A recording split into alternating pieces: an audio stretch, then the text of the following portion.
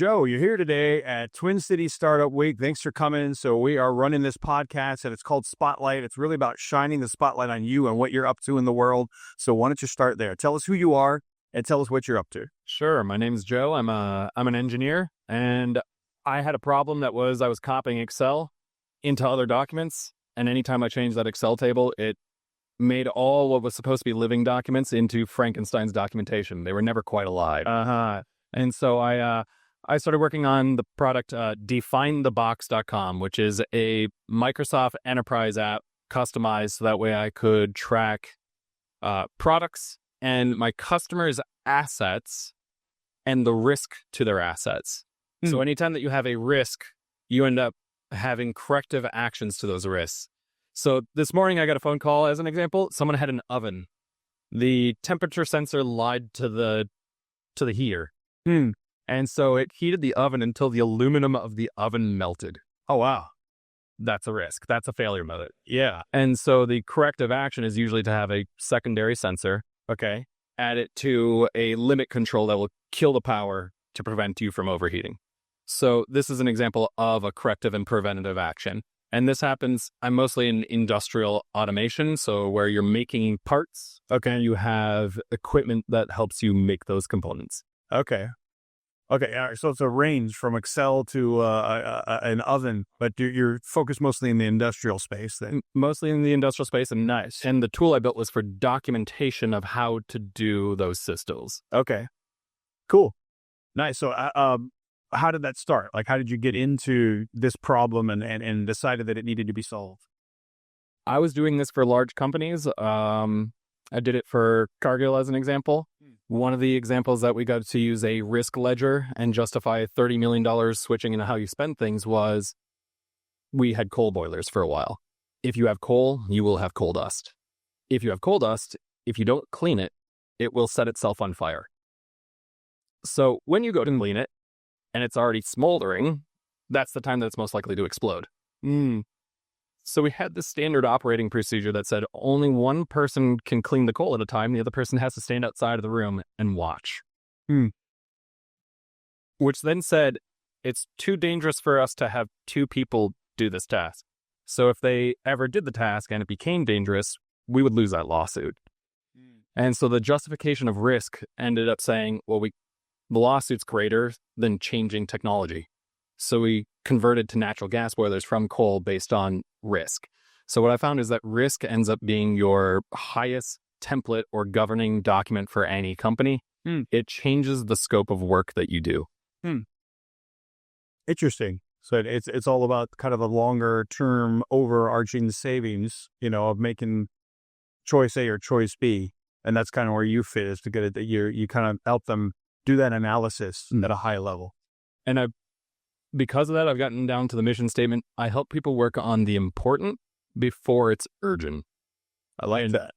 And that's from my personal experience. When I was at some of the work sites, something would set on fire, and I did not enjoy the urgency of equipment on fire. Like that experience running around, it felt unfamiliar to me.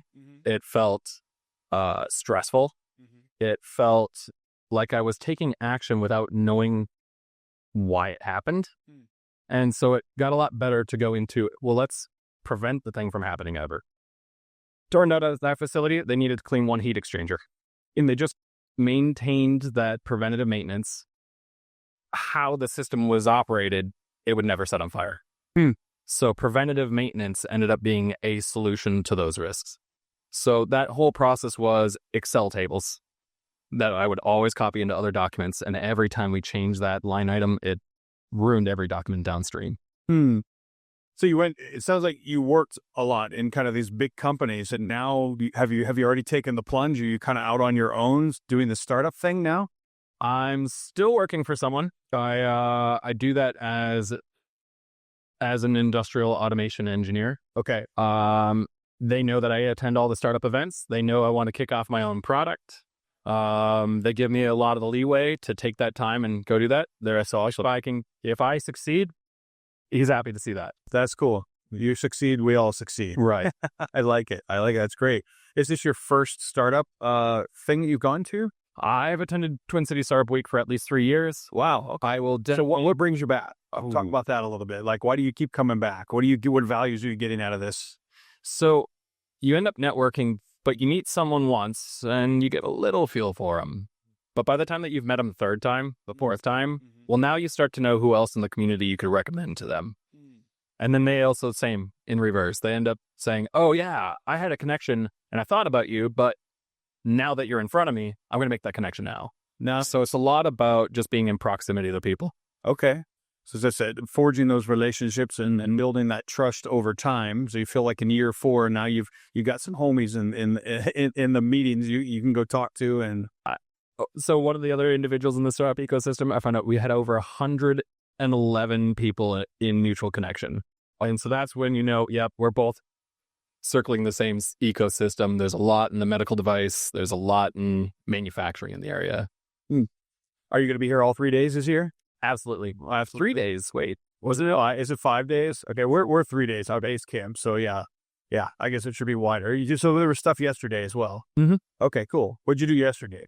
Yesterday, I went to some of the VC talks talking about how or what they're looking for in fundraising. Went to essentially more networking spots. A breakfast event to go and rub elbows with other people that are starting up the companies. And nice. So as a budding startup entrepreneur, it is a really wonderful place to be. It sounds like it's lovely, and they really took the feedback from last year. So last year, as an example, they had the events all over the place, and you couldn't get to a second event without having to move your car.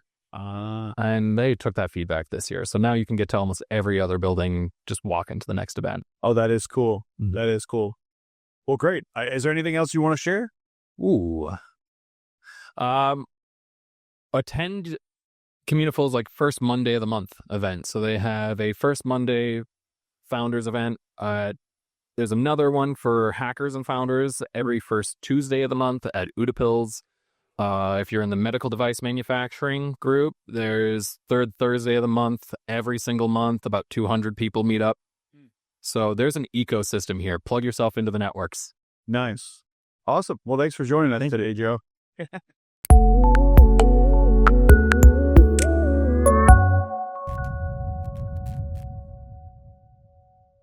Hey, it's Will with the Podcast Crew team.